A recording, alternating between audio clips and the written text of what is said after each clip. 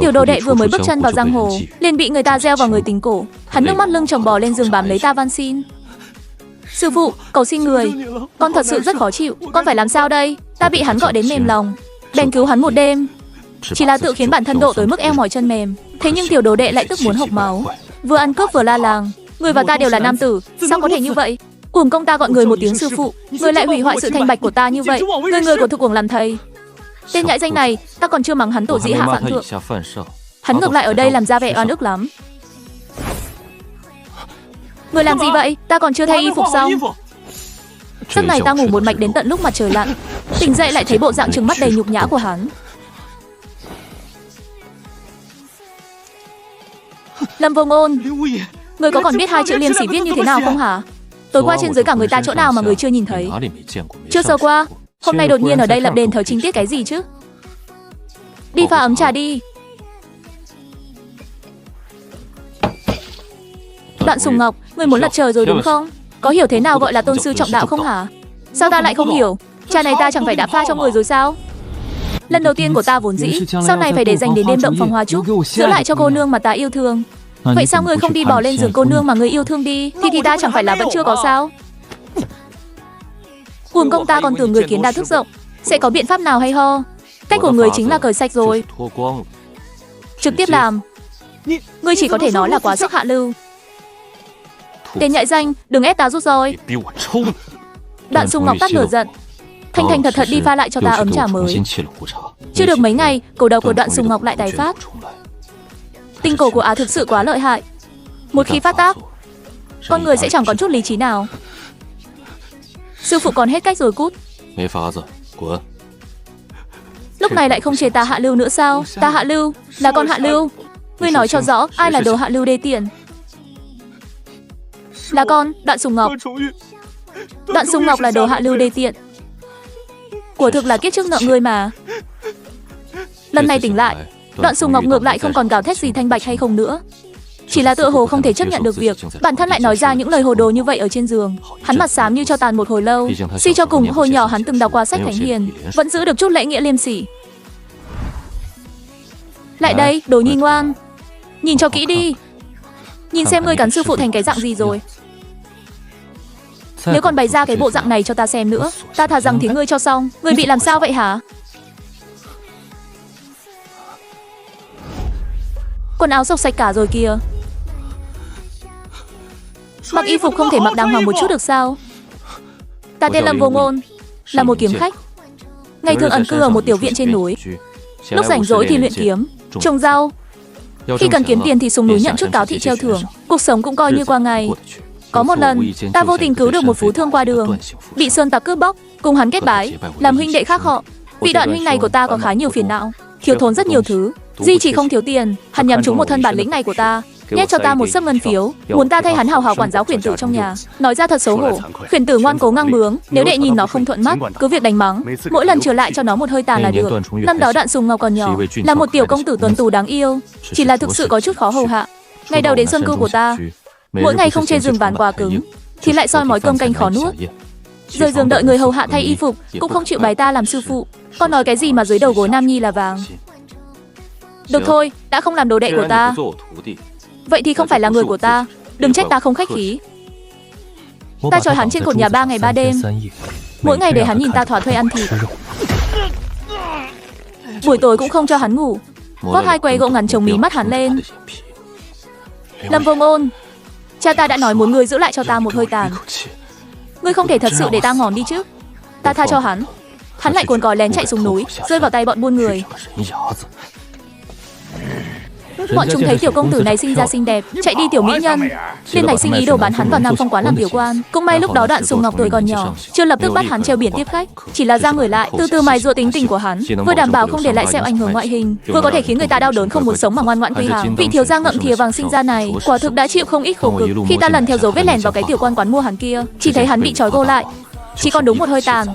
Nhìn thấy ta, hốc mắt Đoạn Sùng Ngọc lập tức đỏ hoe, nước mắt rơi lại cha không kiềm chế được. Cái dáng vẻ nhỏ bé đó thật sự là đáng thương mỏm đi được.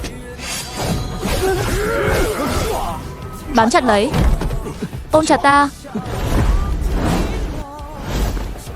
Đêm đó qua đi, vàng dưới đầu gối Đoạn tiểu công tử vỡ vụn, Rốt cuộc cũng hành lễ bái sư, dâng cho ta một chén trà. Sư phụ. Thằng danh này rất trò má, có việc thì gọi sư phụ, không có việc thì thẳng thừng gọi Lâm Vô Ngôn. Người hiền như đất cũng bị hắn chọc giận bốc hỏa. Khổ nỗi hắn lại được coi là mầm non luyện võ rất tốt, luyện võ chú trọng nhất là đồng tử công. Hắn nhập môn đã coi như là muộn, nhưng mới qua vài năm thời gian, lại cũng có thể đem những chiêu thức ta truyền thụ cho hắn, luyện ra chút dáng dấp. 19 tuổi, dáng người Đoạn Sùng Ngọc đã cao lớn hơn cả ta. Một bộ kình trang rắn giỏi, mái tóc đen buộc cao, xuất kiếm tư thế linh hoạt phiêu dật lại không mất đi sức mạnh. Đích thực xứng đáng với danh xưng thiếu niên phong lưu. Từ sau khi nhận được thiệp mời do Linh Tê Sơn Trang gửi tới, hắn một ngày 800 lần lải nhải, muốn ta dẫn hắn đi mở mang kiến thức. Thành thật mà nói, ta không thích chen vào chỗ náo nhiệt. Mê mơ. Nhưng tiểu đồ đệ này của ta thực sự rất biết mài người, ta hết cách với hắn, đành phải nhận lời. Trên giang hồ có một kỳ nữ tử, tên là Xuân Thập Nhất Nương, giỏi dùng độc cổ, mang một thân tà công, thích nhất là nhắm vào những tiểu lang quân tuấn tú để hành sự mây mưa. Gieo tình cổ là thủ đoạn quen thuộc của ả. Tuy nhiên ả chỉ gieo mà không giải. Nếu như sinh lòng tràn ngán, thì tiện tay ném người đi, mặc kệ sống ngỏm. Những lang quân bị ả vứt bỏ, cho dù có mây mưa cùng người khác, cuối cùng cũng chỉ có kết cục chờ ngỏm. Tiểu đồ đệ này của ta thật sự không may mắn, vừa xuống núi lên đường chưa được mấy ngày, lại bị ả nhắm trúng rồi cướp đi. Xuân Thập Nhất Nương là nhân vật nằm trong top 10 trên anh hùng bảng võ lâm. Ta tự hỏi thực lực hiện nay thì không đánh lại ả. Xuân Thập Nhất Nương, nạp mạng đi. May mà đêm đó khi ta đang định cởi y phục của Sùng Ngọc, thì kẻ thù đột nhiên tìm đến cửa. Chưa kịp đắc thủ đã phải trốn ra ngoài bằng cửa sổ. Ta mới thuận lợi cứu Đoạn Sùng Ngọc về. Tình cổ đó là thứ gì chứ? Gợi lên tình dục. Nếu không kịp thời giải tỏa, em rằng sẽ nguy hiểm đến tính mạng. Người làm sư phụ như ta tự thấy mình đã làm vô cùng tốt rồi. Vì cứu mạng tiểu đồ đệ, y có dằn vặt thế nào ta cũng nhịn được. Ai ngờ y lại có tâm địa lang sói như vậy. Đoạn Sùng Ngọc bỏ trốn rồi, chỉ vì lúc y đang dằn vặt ta hết sức. Ta đã trách y vài câu, lúc đó ta thực sự mệt đến mức không muốn động đậy nữa. Thế mà y lại còn sung sức. Ta nghĩ cổ độc của y phát tác thì cứ phát tác. Một đêm giải tỏa 1-2 lần thì cũng nên em rượu lại rồi chứ. Ai ngờ y vẫn không chịu an phận như vậy. Ngươi không phải suốt ngày la hét đòi liên lạc với huynh trưởng, tìm cách giải cổ sao? Sao ngày nào cũng chỉ biết ở đây hành hạ ta vậy? Luyến tiếc không muốn giải nữa đúng không? Đoạn Sùng Ngọc có một người huynh trưởng tên Đoạn Thiên Nhai. Vì mắc phải bệnh lạ, từ nhỏ đã được đưa đến Dược Vương Cốc chữa trị. Hiện nay đã là đệ tử thân truyền của Dược Vương. Tiểu đồ đệ này của ta tính tình thực sự không tốt, da mặt lại quá mỏng, bị ta nói đến mức không giữ nổi thể diện. Hôm sau liền bỏ trốn, trốn đi đâu cũng chẳng biết, chỉ để lại một chữ đợi. Ta cạn lời, nhưng ngẫm lại, y vẫn còn đang trúng cổ, chắc chắn không bao lâu nữa lại phải vác xác về thôi.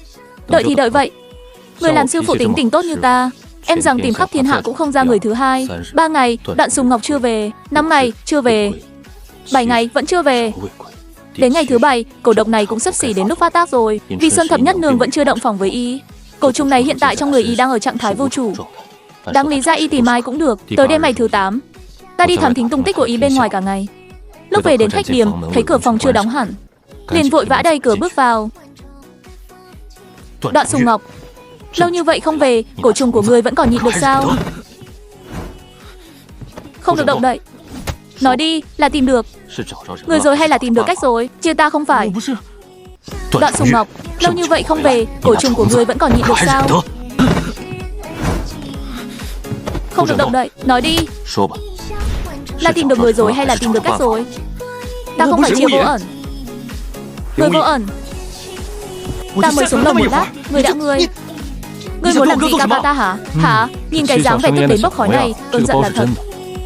Nhưng ta thực sự vô tội mà, ta nào có biết tiểu đồ đệ của ta và huynh trưởng của y lại là một cặp song sinh. Ta nhìn Đoạn Thiên Nhai, nhất thời có chút hoảng hốt. Một dung mạo xinh đẹp, gần như mang tính sát thương thế này, hóa ra cũng có thể mang dáng vẻ ôn nhuận như ngọc đến vậy. Câu đó nói thế nào nhỉ? Quả là phong tình biệt dã. Ngươi nhìn cái gì? Lần đầu gặp mặt, ta còn định cùng Đoạn Thiên Nhai hàn huyên vài câu, không ngờ Đoạn Sùng Ngọc quấy mất mặt, tiễn luôn người ta ra khỏi cửa. Ngươi có hiểu thế nào là đạo làm thầy không hả? Ngươi có thể chú ý một chút đến phẩm hạnh của bản thân không? Thấy người ta dung mạo đẹp đẽ, ngươi hận không thể dán chặt hai mắt lên người ta. Lâm Vô Ẩn, ngươi của thực là một tên đại sắc lang. Ta chẳng qua chỉ nhìn thêm vài cái, lần đầu tiên thấy một cặp song sinh giống nhau đến vậy. Nhìn thêm mấy cái thì làm sao? Lòng yêu cái đẹp thì ai mà chẳng có. Lúc ngươi trên đường gặp được cô nương xinh đẹp, chẳng lẽ lại không kìm được mà liếc thêm vài lần? Ta mới không làm ra mấy trò vô lễ như vậy. Ta và Kaka ta có dung mạo giống nhau. Ngươi có lòng yêu cái đẹp, sao không thấy ngươi si mê ta như vậy? Khen ngợi bản thân y của thực chẳng chút em dè. Đồ đệ ngoan, giáo sư ngày ngày mang ngươi theo bên mình, còn chưa đủ si mê ngươi sao? Hừ. Ngươi làm gì vậy? Ta ở trên cao nhìn xuống y, dùng chuôi kiếm hất cảm y lên. Chuôi kiếm chậm rãi trượt xuống, từng lớp cởi bỏ y phục của y, thấy thân thể y sạch sẽ, không có dấu vết bị kẻ khác nhúng chàm. Ta khó hiểu mà cảm thấy an tâm. Kia ngươi nhìn cái gì? Thấy Đoạn Sùng Ngọc sắc mặt đỏ ửng, hơi thở dồn dập. Ta nắm lấy cổ tay y, chuyên một luồng chân khí vào cơ thể y để dò xét.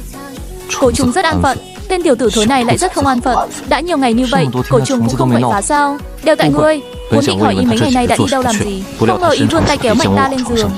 Chớp mắt một cái, ta đã bị y đè chặt xuống đệm giường. Ngươi cười cái gì? Ngươi không phải thực sự nghĩ rằng cái này cứ trực tiếp cởi đồ ra là giải quyết được đấy chứ? Ngươi không hiểu. Để sáu sư dạy ngươi, há miệng, lấy hơi đi, tiểu ngốc tử. Đêm nay, Đoạn Sùng Ngọc đòi hỏi phá lệ mãnh liệt. Ngày hôm sau, y đỏ mặt bước xuống giường. Đoạn Thiên Nhai đến tìm y. Tuy chúng tình cổ thâm sâu, nhưng cũng không thể buông thả đến mức này. Thấy Đoạn Thiên Nhai, đúng là quân tử Đoan Phương, quả là một người còn cổ hủ hơn cả Đoạn Sùng Ngọc. Ta xuống lầu gọi tiểu nhị chuẩn bị chút đồ ăn. Lúc quay trở lại, liền nghe thấy trong phòng Đoạn Thiên Nhai trầm giọng nói: Sùng Ngọc, trước đây đệ sao không nói với ta? Người giúp đệ áp chế cổ trùng lại là Lâm tiền bối. Ngài ấy là sư phụ của đệ, lại đều là nam nhân, sao đệ có thể làm ra loại chuyện đại nghịch bất đạo này? Lúc nước sôi lửa bỏng đó, đâu còn đến lượt đệ kèm cá chọn canh, đệ cũng đã hết cách rồi mà. Chuyện này của hai người ngàn vạn lần không được để ai biết. Sư đồ ở cùng nhau chính là loạn luân. Làm gì khoa trương đến thế? Lâm Vô Ẩn ý cũng đâu giống một sư phụ đàng hoàng. Bất luận ngài ấy có đàng hoàng hay không, đệ rốt cuộc cũng đã gọi ngài ấy một tiếng sư phụ. Vậy đệ không gọi nữa là được chứ gì? Đệ cũng chẳng tha thiết gì nhận y làm sư phụ. Nếu không phải cha không muốn quản đệ, nên mới nóng lòng ném đệ cho người khác. Cha sao có thể không muốn quản đệ? Chẳng phải là do đệ luôn chọc giận cha sao? Huống hồ Lâm tiền bối đối với đệ cũng rất tốt, không phải sao? Nói chung, đệ tuyệt đối ghi nhớ không được chìm đắm. Càng không thể vì chuyện này mà động chân tình với sư phụ của đệ. Rõ chưa? Sao có thể chứ? Đệ sao có thể động chân tình với một nam nhân? Nếu không phải bị con cổ trùng này hành hạ, đệ cũng chẳng đời nào cùng nam nhân. Ta không đi vào, mãi cho đến khi tiểu nhị mang đồ ăn lên, ta mới cùng hắn bước vào phòng. Lúc dùng bữa tán gẫu, mới biết mấy hôm trước Đoạn Sùng Ngọc chuyên môn đi tìm Đoạn Thiên Nhai. Lần đại hội võ lâm này, Dược Vương Cốc cũng nhận được thiệp mời. Đoạn Thiên Nhai liền cùng vài vị sư huynh đệ tới Linh Tê Sơn Trang. Đoạn Sùng Ngọc đặc biệt gấp rút đi đón hắn. Đương nhiên, chuyện này tuyệt không phải vì y nhớ nhung ta gì, mà chỉ là đang giận dỗi với ta, muốn nhanh chóng hội hợp cùng Đoạn Thiên Nhai để hỏi hắn xem cổ trùng trên người này Dược Vương Cốc liệu có cách giải hay không. Thấy tình cổ của y tuyệt đối không phải ngày một ngày hai là xong. Ta tạm thời cũng hết cách, chỉ đành gửi một bức thư hỏi thăm sư phụ ta. Bất quá, ta đã làm riêng cho Sùng Ngọc một túi hương dược, chỉ cần đeo nó trên người, hoạt tính của cổ trùng sẽ được giảm sát tác không còn quá thường xuyên nữa. Cũng chính vì vậy, Đoạn Sùng Ngọc mới vượt qua được cửa ải 7 ngày đó. Ta hoàn toàn trút bỏ được gánh nặng trong lòng. Như vậy cũng tốt. Như thế sẽ không cần phải lúc nào cũng dính chặt lấy tên nhãi danh đó nữa. Chiều hôm đó, có một người tìm đến khách điếm. Người tới mặc một thân thanh y, dung mạo phong lưu vô song, chính là đại sư huynh và người kính ngưỡng của phái Thanh Dương Kiếm, Tấn Hoài Phong. Đoạn Sùng Ngọc vừa nhìn thấy ý, hai mắt liền sáng rực lên. Tấn Hoài Phong 20 tuổi xuất hiện tại đại hội võ lâm, một thanh long ngâm kiếm vừa xuất chiếu, chiêu thức sắc bén cường hãn biết bao, chỉ một chiêu đã đạt được ngôi vị đầu bảng, từ đó danh dương giang hồ. Phan là kẻ luyện kiếm, không ai là không coi Tấn Hoài Phong làm đồng hương. Đoạn Sùng Ngọc cũng luyện kiếm, trong lòng đương nhiên vô cùng sùng bái. Anh Ngôn, đệ như vậy là quá không trượng nghĩa rồi đấy nhé. Đến địa bàn của ta, lại chẳng thèm tìm ta ôn lại chuyện cũ. Tấn Hoài Phong hiện đã 32 tuổi, trông chững chạc hơn rất nhiều. Chiếc phèn trong tay vung lên, ngược lại càng thêm mấy phần khí chất của bậc phiên phiên công tử. Nghe nói thanh kiếm long ngâm kia của y hiện nay đã không còn dễ dàng xuất khiếu nữa. Có người tới khiêu chiến, nhiều lúc y chỉ dùng một cây quạt giấy đã đánh lùi được đối thủ. Khí phách ngông cuồng cỡ này cũng chỉ có y mới làm ra được. Chẳng phải là sợ huynh quý nhân đa sự sao? Đâu dám cua chiêng gõ mõ, tôi quấy rầy vị Thanh Dương thủ tịch là huynh đây chứ. Người khác nói vậy thì được, nhưng anh Ngôn à, để mà nói thế thì thật là chết sát ta rồi. Đại hội võ lâm năm đó, nếu không phải đệ vì có biến cố mà rút lui, thì sao đến lượt ta được? Được rồi, đệ không thích nghe thì ta không nhắc lại nữa. Biết được chuyến đi này của ta là dẫn đồ đệ đến Linh Tê Sơn Trang, Tấn Hoài Phong tỏ ra rất kinh ngạc. Đệ thế mà lại nhận lời mời của hắn. Sao thế? Đây là định cùng hắn nhất tiểu mẫn ân cừu à? Làm gì có thù oán gì? Chẳng qua chỉ vì chút chuyện cũ mà thôi. Huống hồ ta đi cũng đâu phải vì hắn. Chủ yếu là do tên tiểu đồ đệ nhà ta bám người quá chặt. Nó vẫn còn trẻ, nay đã có cơ hội. Kẻ làm sư phụ như ta cũng nên đưa nó đi mở mang tầm mắt một chút. Sớm biết đệ cũng đi, ta cũng nên nhận lấy tấm thiệp mời đó. Hóa ra kể từ sau khi chuyện năm đó xảy ra, Tấn Hoài Phong vì bất bình thay ta nên đã rất nhiều năm không còn qua lại với Linh Tê Sơn Trang nữa. Ta khẽ giật mình, nghĩ đến việc bản thân những năm qua sống cuộc đời tị thế, đâu là liên lạc với biết bao hảo hữu, trong lòng không khỏi sinh ra mấy phần áy náy. Ta liền quyết định cùng vị hảo hữu năm xưa này ăn ly cạn chén một phen. Ta gọi Đoạn Sùng Ngọc, phân phó hắn đi mua vài vò rượu ngon. Có lẽ vì Tấn Hoài Phong ở đây, hắn tỏ ra vô cùng ân cần, không những chạy tới từ lâu đắt giá nhất thành Thanh Dương mua rượu ngon, mà còn đặc biệt đặt một bàn tiệc thịnh soạn, sai tiểu tư mang đến tận nơi. Anh Ngôn, tiểu đồ đệ này của đệ nhận không tồi đâu, hiểu chuyện lại còn ân cần chu đáo. Tấn Hoài Phong vừa khen ngợi, hắn khen xong cả khuôn mặt liền hớn hở rạng rỡ. Ngày thường ta có khen hắn 800 lần cũng chẳng thấy hắn được như thế này, bất chi bất giác chăng đã lên giữa đỉnh đầu. Vài chén cay hạ bụng, lại gợi lên chút dư vị của những hồi ức năm xưa. Tấn Hoài Phong uống đến ngà ngà say, ánh mắt đau lòng nhìn ta. bỗng nhiên siết chặt lấy cổ tay ta. Ta không giảm ra, mặc kệ y đặt ngón tay lên mạnh môn của ta. Thế nào? Ta đã nói với huynh rồi mà. Chút thương tích nhỏ đó từ lâu đã không còn đáng ngại nữa. Thế mà gọi là thương tích nhỏ sao? Để tổn hao mất 3 thành công lực, vĩnh viễn không thể lại được nữa. Sao có thể gọi là thương tích nhỏ chứ? Anh Môn, năm xưa trong mấy đại môn tất cả những đệ tử có danh tiếng cộng lại, để xứng đáng được xưng tụng là kẻ thiên tài nhiều nhất. Đến tận bây giờ ta vẫn còn nhớ rõ, dưới ánh trăng đệ múa, 18 thước linh hỏa với dáng vẻ tiêu sái nhường nào. Được rồi Hoài Phong. Giang hồ nhân tài lớp lớp xuất hiện. 10 năm đã đủ đổi thay một cõi nhân gian rồi. Mấy chiêu thức chẳng có đâu của ta, từ lâu đã không đáng nhắc tới. Ta mặc kệ người khác thế nào, ở trong lòng ta, đệ chính là thiên hạ đệ nhất, tao giành bất hư truyền. Ha ha ha ha. Nhớ lại những lời ngông cuồng thời thiếu niên, ta không nhịn được bật cười lớn. Đang định mở miệng, cửa phòng chợt bị đẩy nhẹ ra. Tấn Hoài Phong buông tay ta ra, quay đầu đi để bình ổn cảm xúc. Đoạn Sùng Ngọc bước vào, sắc mặt dường như không được tốt cho lắm. Vị tiểu đồ đệ này của đệ còn học được cả thuật biến sắc mặt cơ đấy. Là đột nhiên đắc tội hắn ở chỗ nào vậy? Có lẽ là gặp chuyện bực mình ở đâu đó thôi. Không cần để ý hắn, lát nữa tự hắn sẽ bình thường lại. Đúng là rượu không làm người say, mà người tự say. Chỉ một lát sau, Tấn Hoài Phong đã say đến mức bất tỉnh nhân sự. Ta dìu y sang một căn phòng khác ngủ, sau đó chậm rãi bước ra hậu viện. Nhìn mâm tiệc đã tàn, một cơn gió mát lạnh thổi qua, nhìn ánh trăng sáng vằng vặc như nước, cánh hoa ngoài trong sân là đã rơi xuống. Ta mang theo hơi men say, luyện lại một bộ chiêu thức trong ký ức, do thân hình lảo đảo, múa may chẳng ra thể thống gì, đương nhiên cũng chẳng tạo ra chút khí thế nào. Đoạn Sùng Ngọc không biết từ lúc nào đã theo tới hậu viện. Ta cùng hắn tùy ý qua lại vài chiêu, liền bị hắn bắt lấy, ấn cổ tay ép chặt lên thân cây bên cạnh. Sư phụ, như vậy coi như ta đã thắng người rồi chứ? Ha ha ha. Thắng thì sao nào? Muốn đòi sư phụ ban thưởng gì à?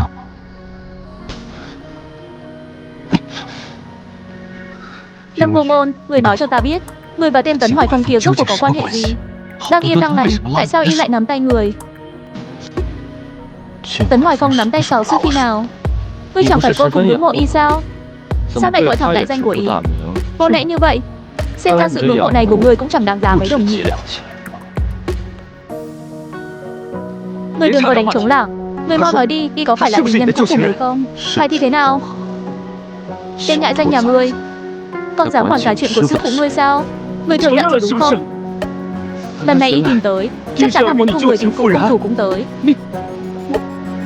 Sao ngươi có thể đối xử với ta như vậy? Lâm Vô Ngôn, người nói cho ta biết, người và tên Tấn Hoài Phong kia rốt cuộc có quan hệ gì? Đang yên đang lành, tại sao y lại nắm tay người? Tấn Hoài Phong nắm tay Sáu Sư khi nào? Ngươi chẳng phải vô cùng ngưỡng mộ y sao? Sao lại gọi thẳng đại danh của y? Vô lẽ như vậy, xem ra sự ngưỡng mộ này của ngươi cũng chẳng đáng giá mấy đồng nhị. Ngươi đừng có đánh trống lảng. Ngươi mau nói đi, y có phải là tình nhân cũ của ngươi không? Phải thì thế nào? Tên nhãi danh nhà ngươi, con dám quản cái chuyện của sư phụ ngươi sao? Ngươi thừa nhận rồi đúng không? Lần này y tìm tới, chắc chắn là muốn cùng người chính phủ công thủ cũng tới. Ngươi ta, sao ngươi có thể đối xử với ta như vậy? Ta đối xử với ngươi thế nào?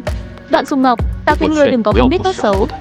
Nếu ngươi đối với người làm sư phụ ta thực sự có nhiều bất mãn đến vậy, ngươi cứ việc thu dọn hành lý rời đi. Đến lúc đó ta sẽ viết cho phụ thân ngươi một bức thư, nói rằng lời còn chưa dứt, ta bị tên nhãi danh này dùng miệng chặn lại. Hắn đúng là rất biết cách học đi đôi với hoành, muốn đem toàn bộ mấy chiêu ta dạy trả lại hết. Đầu óc ta như biến thành hồ dán, ta càng đẩy, hắn càng ngạc tới. Chỉ nghe xem một tiếng, y phục trên người ta đã bị hắn xé rách một đường.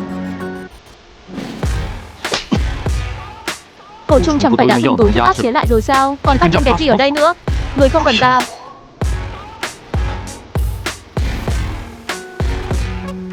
Rốt cuộc là ta không cần ngươi, hay là ngươi có thành kiến với ta? Đoạn Sùng Ngọc, lương tâm của ngươi bị chó tha rồi à? Đoạn Sùng Ngọc chằm chằm nhìn ta một lúc, ánh trăng xuyên qua kẽ lá rọi xuống, khiến đôi mắt đang ngày càng đỏ ngầu của hắn không còn chỗ trốn. Một cơn gió lướt qua, hắn đã dùng khinh công bay đi không còn tăm hơi. Rốt cuộc là vì sao mà cãi nhau cơ chứ? Ngày hôm sau, ta cáo biệt Hoài Phong, cùng hai huynh đệ Đoạn Gia tiếp tục lên đường. Bởi vì ở thành Thanh Dương đã trì hoãn khá nhiều thời gian, nên đoạn đường sau đó đi có phần gấp gáp. Ta lại quên mất rằng Đoạn Thiên Ngôn từ nhỏ đã bị mang bệnh mà được đưa đến Dược Vương Cốc. Nay bệnh tuy đã khỏi, nhưng căn cơ thân thể so với những nam tử trẻ tuổi cùng trang lứa có phần yếu ớt hơn. Tất cả mấy ngày này sắc mặt đã tái nhợt, cách cách nửa đường đành phải dừng lại nghỉ ngơi chỉnh đốn 2 ngày.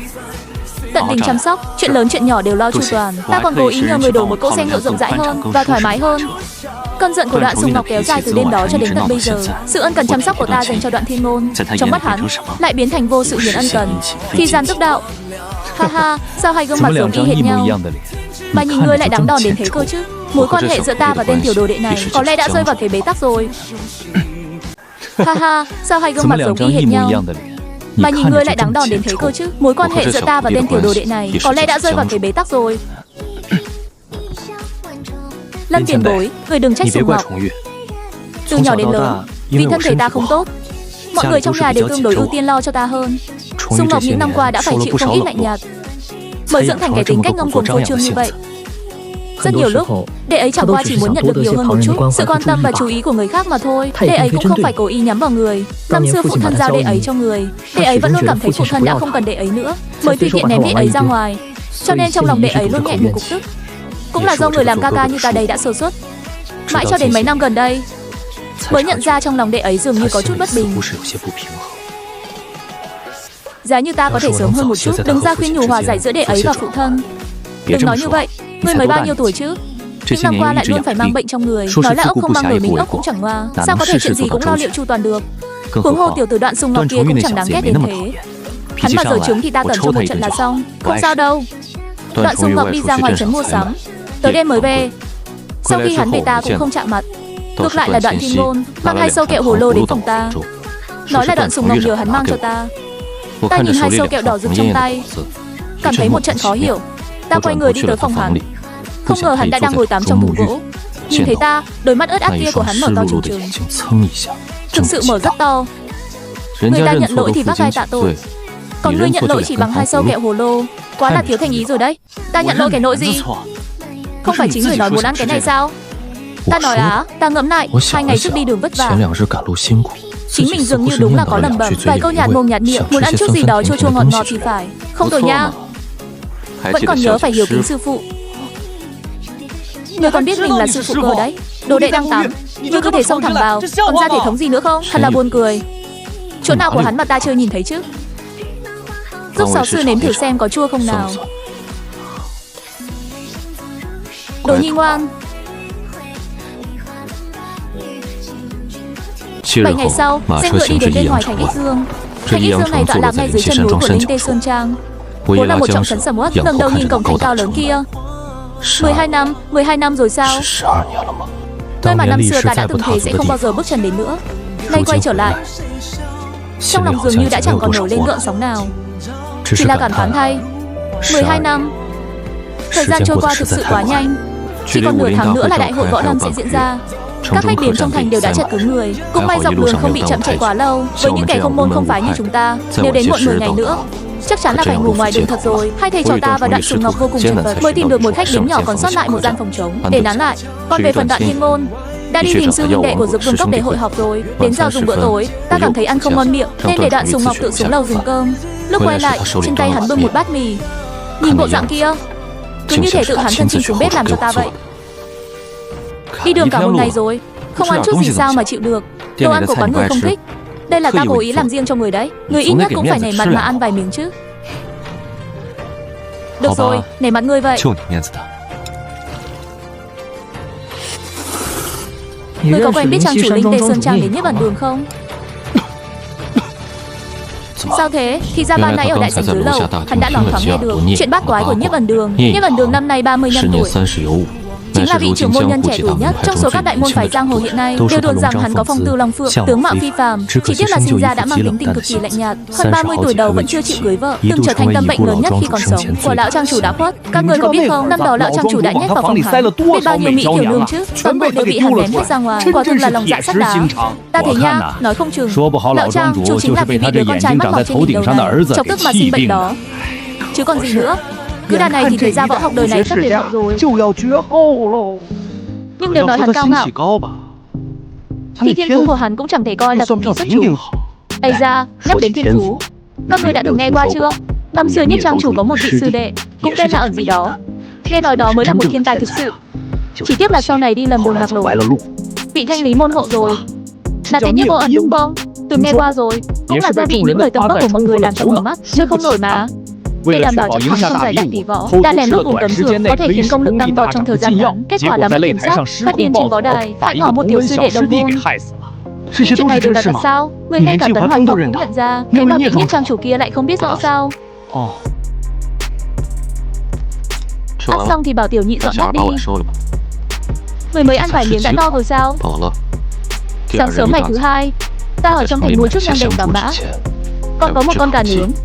Ra khỏi thành, đến trước một ngôi mộ ở gần Linh Tê Sơn. Tiểu sư đệ, mang cho đệ con gà nướng đệ thích ăn nhất đây. Kẻ đầu sỏ gây tội là ta đây. Hai đệ ấy còn trẻ tuổi đã mất mạng, ngủ say ngàn thu tại nơi này. Thực ra ta vốn dĩ chẳng có tư cách gì đến trước mộ đệ ấy để cung bái cả. Lại có thể nói được những gì đây? Ta muốn ôn lại chuyện cũ, chỉ sợ đệ ấy cũng chẳng muốn nghe.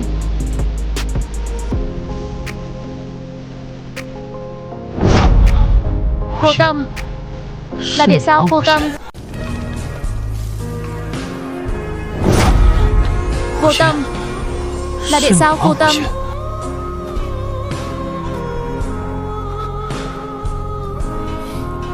Sư huynh,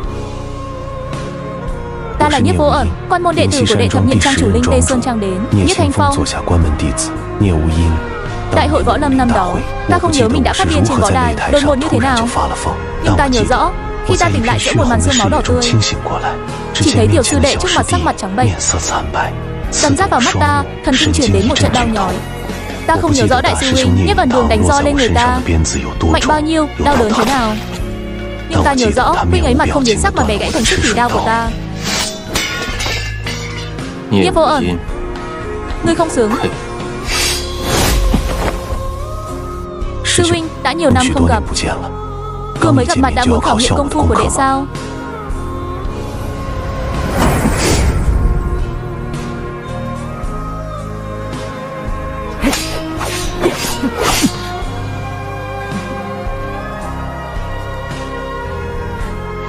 Sư huynh, đỡ này. Đệ thua rồi, sư huynh. Công lực của đệ sao lại thụt lùi đến mức này? Lâu là luyện tập, tự nhiên sẽ thụt lùi thôi. Với thiên phú của đệ, dù thế nào cũng không đến mức. Sư huynh lẽ nào chưa từng nghe qua chuyện Thương Trọng Vĩnh sao? Thiên phú chỉ là chút đề tài nói chuyện ngông cuồng của thiếu niên, dù có ra sao cũng không sánh bằng việc cầm cú khổ luyện. Sự cần mẫn 10 năm như một ngày của sư huynh, đệ chỉ là một kẻ nhàn tản, thu huynh dăm ba chiều cũng là chuyện khó tránh khỏi. Quả thực, đệ không hề thích hợp dùng nhuyễn kiếm. Sư huynh, đệ đã không còn dùng đao nữa rồi. Vô Tâm, những năm qua ta rất nhớ đệ. Năm đó là ta sai rồi, huynh không sai. Quả thực là đệ đã hại ngỏm tiểu sư đệ, nhưng đó không phải là điều đệ muốn. Đáng lẽ ta nên điều tra mọi chuyện rõ ràng rồi hắng. Sư huynh, lời xin lỗi của huynh, những năm qua huynh đã nói trong lòng quá nhiều rồi. Nếu đã qua rồi thì không cần phải nhắc lại nữa. Đệ không trách ta sao? Đệ không trách huynh.